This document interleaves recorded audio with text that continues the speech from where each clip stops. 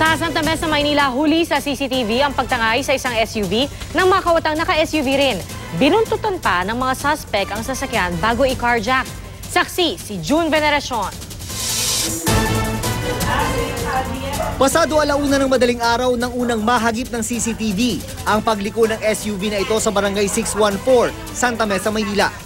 Sa likod ng Toyota Fortuner, makikita ang isa pang Fortuner na parabang nakabuntot. Pagparada ng naunang SUV at pagbaba ng driver, nagbabaan din mula sa nakabuntot na sasakyan ang dalawang lalaki at inagaw ang kanyang susi.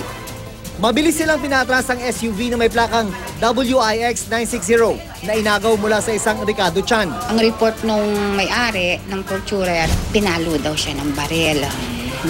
So, nakita naman ang tanod ko na may dugo siya sa dito.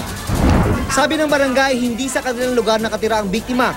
May dinadalaw lang daw na bagong lipat. Sa tingin ng mga opisyal ng barangay, napag-aralan ng mabuti ng mga suspect ang galaw ng biktima, pati na rin ang mga oras ng kanyang pagdalaw sa lugar. Napag-aralan din daw ng mga suspect ang lugar dahil lumalayo sila sa pwesto na may CCTV ang barangay. Kahapon sa Maynila rin, isang motor ang ninakaw. Wala pang 10 segundo, natangay na ng kawatan ang kapaparada pa lang ng motorsiklo ni Menandro Dizon. Naghanap po ako ng tulong sa mga pulis, wala po nakita. Enforcer, may nakita po ako, kaso sabi lang po nila, lobat po daw mga radyo nila. Natangay rin ang lisensya ng biktima, kaya hindi raw siya makapamasada ng jeep na tanging ikinabubuhay ng kanyang pamilya. Ako si June Veneracion, ang inyong saksi.